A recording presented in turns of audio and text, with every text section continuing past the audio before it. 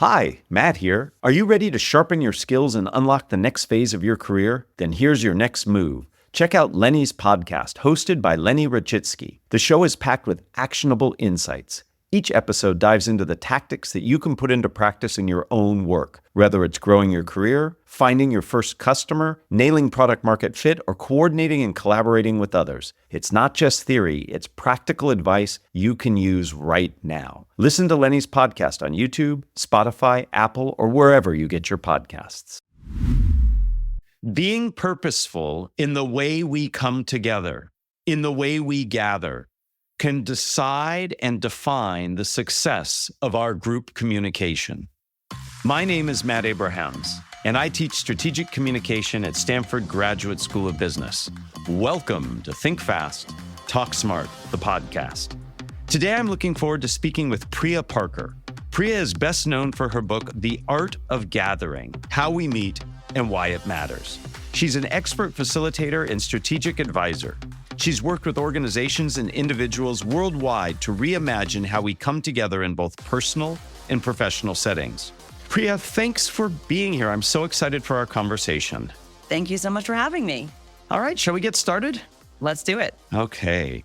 In your book, The Art of Gathering, which I really have enjoyed, you emphasize the importance of intentionality when bringing people together. How can we apply that same level of intentionality to smaller, more everyday conversations and gatherings we have so that we can create more meaningful connections with those we're interacting with? A huge part of what I was trying to do with The Art of Gathering was interrupting the autopilot scripts that we are on in modern life, whether it's the assumption of how a meeting is run, whether it's an assumption of how one weds or how one mourns or how one parties.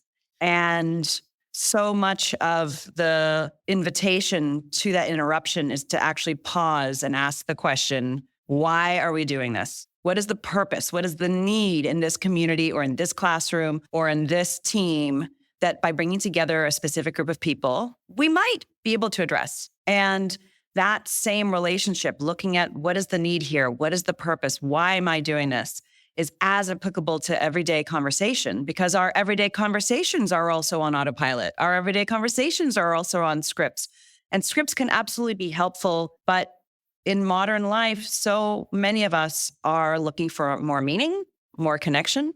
If you're working in any modern workplace or join any type of association or club, we're not all the same. And so we don't have shared, inherited ways of being together. So intentionality is the first step to actually pause and ask and to look, what is happening here? And what is my intent? And how do we begin to make something anew? I really like this notion of being intentional with the meetings and gatherings that we have, to take a pause and think about it.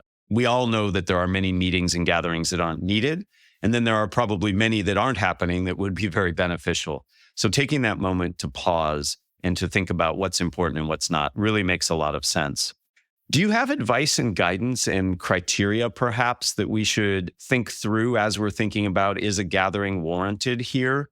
So I'm a conflict resolution facilitator. And so I think a lot about communication and helping people meaningfully connect through dialogue. And I started writing The Art of Gathering in 2012, came out in 2018. And 2 years later, Gathering was canceled. Part of what happened when the pandemic hit was that in most of our collective life, everything was temporarily interrupted. And part of what happened, particularly in our workplaces, was when every meeting collectively stopped, we began to actually ask these first order questions, which is when and where and why and how should we meet and who decides? And so part of what has happened over the last 4 years, so many of our institutions, is we got off of autopilot because we couldn't meet in the same old ways. So whether it's a nonprofit asking, traditionally raising 90% of its revenue one night a year at their gala, do we do this on Zoom? Asking these core questions. What happens when all of the board members can't be in the room? Do we put everyone on Zoom, even if they're in the same room? Life is a series of coordination questions. Communication is a series of coordination questions. how people sit, what room they're in. And facilitators and communication experts and sociologists have thought about questions like this for years. But what the pandemic did is it democratized these questions and made everyone have to actually ask, how do we coordinate so that we can be efficient? How do we coordinate so that we can fight well? How do we coordinate so that people are off their scripts and not just giving their stump speeches?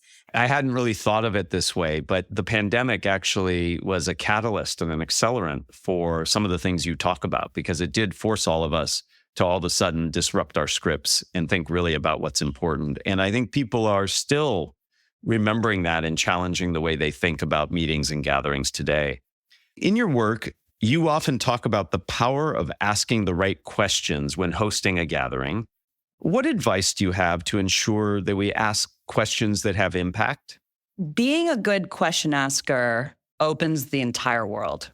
If there is one skill that you can just get really good at as a parent, as a boss, as a teacher, as a friend, it's almost like sorcery. It opens up their sense of self, a whole entire new world of possibility, imagination, and it's a learnable skill. And when we're bringing people together who don't necessarily want to be brought together, but realize they need to, is what is the right question? What question are we asking this group? What is the right amount of vulnerability? What is the right amount of relevance? And a very simple equation I often write about is called the magical equation for good questions. And here's what it is. A good question for a group is one that everybody is interested in answering, and everybody is interested in hearing each other's answers. So I'll give a simple example. One of my favorite questions to ask in a Zoom, particularly in a large group when you're just trying to warm people up and put it into the chat box, is what is the first concert you went to and who took you? Particularly in work context, when there's dozens of people, all of a sudden there's so much shared context. Oh my gosh, Toni Braxton? Wow, Madonna, Michael Jackson? I didn't realize they were that old, right? And this waterfall of so much information. And then also, who took me? My mom, my dad, my older sister, my stepsister after my parents divorced. It was the first activity we did together. And so all of a sudden, when you have the right question, it should be appropriately bounded for the community, appropriate for work, or appropriate for an intergenerational family, or whatever your context might be. But learning to ask a question that sparks a group, that helps give them shared context and meaning, and expands their notions of each other is a really powerful skill. I really like framing questions as this magic sorcery, because you're right. It opens things up. It allows you to connect. It allows you to explore things very well. And your guidance of a good magical question is a question that everyone is interested in answering and everybody is interested in hearing others' answers makes a lot of sense. I have to know your first concert and who took you. My first concert was Sweet Honey and the Rock. They are an all-women's a cappella group in Washington, D.C., and I saw it in a church. And it was my cool older stepsister, who was 10 years older than me. Right after my parents, my mother and her father got married, and she took me with her friends, and I just thought it was so cool. You facilitated conversations in some high-stakes environments. When emotions run high, how do you recommend that we maintain focus on what truly matters without losing sight of the human element and getting sucked into all of that emotion? I mean, this is like the $10 million question that is relevant to every team, that's relevant right now in whatever nation you're, listening from, which is, how do you hold heat without burning the house down? And I'm biracial, I'm bicultural, I'm half Indian, half white American. In both sides of my family, we are very good at, when heat arises, we're very good at just sticking our head in the sand, right? Nothing to see here, folks. And I'm a conflict resolution facilitator, but I'm a conflict-averse resolution facilitator. And my deepest instincts to this day, 25 years into facilitating, my hands get sweaty, my heart starts palpitating when I can feel heat, rising in the room. And what I have most learned, I think I'm a relatively effective facilitator because I have deep empathy for the people in the room who also want to flee. And I have built skills as a facilitator to train myself to stay in the room. And so the first thing is, when you are holding, whether you're a manager, whether you're thinking about holding a conversation with an extended family, whatever set of friends, you can only hold a conversation as deep or as hot as the facilitator themselves can hold. And so the first thing is to start to becoming aware of your own kind of relationship to heat. The second is, heat is relevance. people get upset about or people get worked up about things that matter to them. And so at some level, like being a homing device for heat is something that it's a way of knowing like what matters to these people. What are the lines in this community? What are our shared values or our values where we are actually apart? And so part of having a relationship to heat is realizing when heat is in the room, it means you're talking about something that matters. But the last thing I'll say is you can grow cultures of heat, and different cultures are attuned to whether or not something is seen as dangerous in terms of conflict. And in any type of team, you can grow people's muscles to normalize heated, respectful exchange.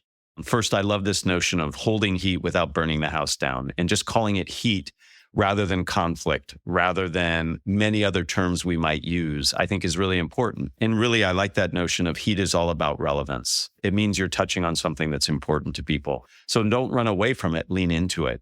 I find it ironic, as you pointed out, that you, as somebody who helps people engage in conflict, resolve conflict, manage conflict, are conflict averse.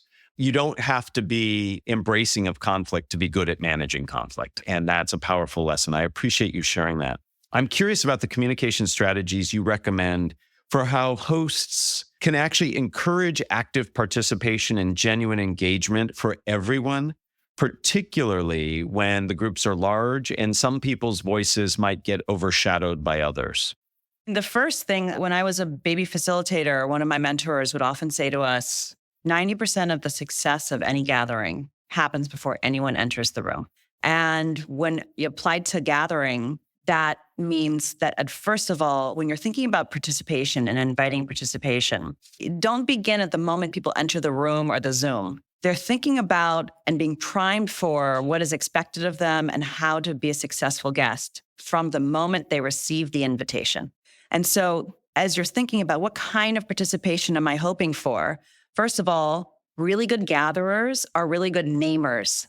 The language between the difference between a meeting versus a workshop, right? Just the social contract between a meeting, which is sort of a vague term, versus a workshop, right? You're already going to roll your sleeves up. There's an inherent invitation to a workshop.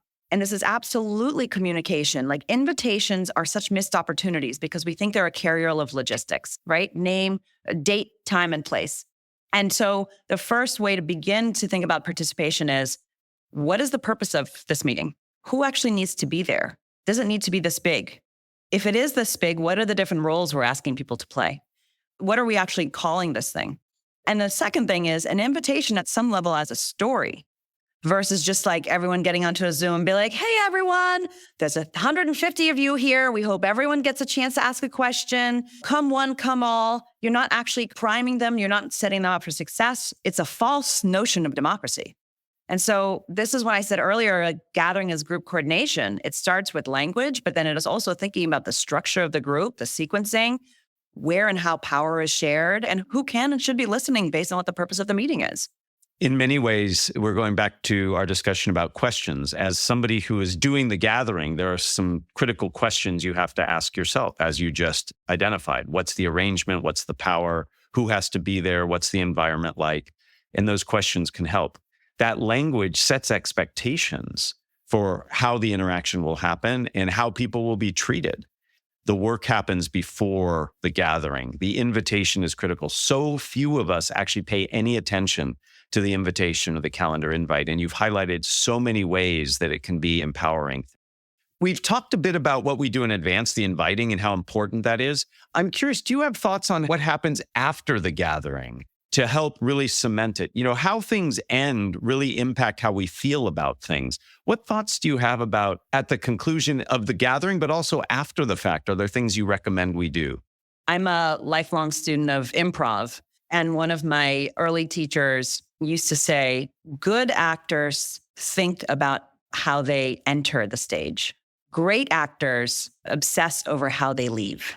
You enter the stage, you have this big opening, and then when your lines are done, you just, okay, I'm done here, right? Nothing to see here, folks. And similarly in our gatherings, absolutely obsess over the first 5% of the opening because it sets the track for the rest of it. But also think about the last 5%. And studies show, including communication patterns, that over the course of a meeting or an experience or a conversation, people disproportionately remember the first 5%, a peak experience, and the last 5%. And as you said, most gatherings, most meetings don't end. They stop, right? Gotta go. Okay, great. See you next time. Gotta jump to my next call. And I'm as guilty of it as anyone else. But when you think about and plan for the last 5%, the closing 10 minutes, the closing 5 minutes to just help people. Whenever I speak with organizations or companies, when there's people actually on the Zoom or webinar, the last 5 minutes, they'll say, how would you like to close? And I always say, we've spent 55 minutes together. Can you pop into the chat one thing you're taking from today? What is one insight or one aha? And then I get to see what resonated. All sorts of things happen in a meeting. And if you don't debrief at the meeting, they're going to be debriefing on the Uber ride home. Debrief with the group, make meaning with the group. What happened here? What's the meaning of this conversation? Was that the worst conversation we ever had, or was that a breakthrough? I love this distinction between ending and stopping, because most of us just stop. And what you're talking about is a sense of closure, a sense of ending. And often these endings serve as beginnings or preparation for the next gathering. Most of the time, these things get revisited. And it sounds like there's a lot of work we can do in the end of the gathering that sets us up for the beginning of the next one. And I really appreciate that. Priya, before we end, I like to ask all my guests 3 questions. 1, I make up just for you. And 2, I ask across everybody. Are you up for that? I'm up for it. You've shared with us lots of great ideas and activities. Do you have a really quick, short icebreaker you like to use or you like to participate in gatherings you're a participant in? There's one that I actually attended for a dinner that I thought was hilarious, and I started borrowing it, which is, what is an unpopular, low-stakes position you hold? Right? And so people are like, ketchup is a terrible sauce. Or mustard is really the unsung hero of condiments. It creates actually some of that banter and some of that heat and allows people, it's equalizing. Everyone has a low-stakes, unpopular opinion. And it allows people to laugh and starts to just warm up the crowd in a way that then actually counterintuitively shows we can hold different opinions than each other. Yeah, I see the value in that it sets the stage for discussing different points of view, but it does so in a way that has less heat. Question number 2, who is a communicator you admire and why? Congressman Alexandria Ocasio-Cortez. I think she is one of the greatest communicators of her generation. First, she deeply understands, like great communicators, the different tools at her disposal and when to use what, when to post a video on Twitter versus when to go on a morning show versus when to ask me anything on Instagram. So she's incredibly versatile in her tools, which is unusual. She deeply listens and assumes that people are coming with the best of intent, even when they're angry. And she just so deeply knows her stuff. I agree that she communicates very well. And I encourage people to look at the authenticity, the directness, and the appropriateness of content and channel through which it's delivered. Question number 3, what are the first 3 ingredients that go into a successful communication recipe? Getting clear on intent, getting clear on desired outcome, and listening and paying deep attention to the other person. So really being clear on where you're coming from and being open to listening and understanding where the other person is coming from. Thank you, Priya, so much for your time and for your insight. The purpose-driven approach to gatherings is incredibly helpful. We need to spend more time, not just in the gathering itself, but in the orchestrating of the gathering and making sure that it ends well. Your advice and guidance are incredibly helpful. It's been a pleasure to be your guest. Thank you for joining us for another episode of Think Fast, Talk Smart, the podcast. To enjoy more from Priya Parker, check out Think Fast, Talk Smart Premium at fastersmarter.io/premium to hear her full Deep Think episode.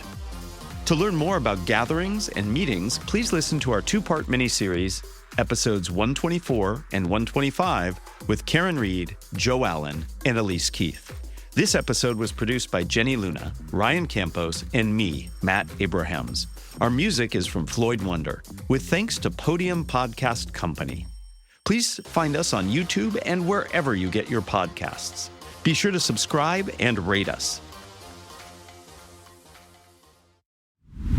The joys and woes of the holiday season. It can be so much fun to reconnect, rest, and reflect But for many of us, the holidays also bring communication challenges and conflict. To help you through the holidays, we're releasing several episodes designed to assist you in maximizing the fun and minimizing the frustration. This December, we'll have episodes on how to gather successfully and communicate well in groups, how to deliver memorable and meaningful toasts and tributes, and how to navigate negativity and conflict. So tune in as we provide a tune-up for your holiday communication. And a quick reminder, a Think Fast, Talk Smart Premium membership makes a great holiday gift. Check it out at fastersmarter.io/premium. Happy holidays from all of us at Think Fast, Talk Smart, the podcast.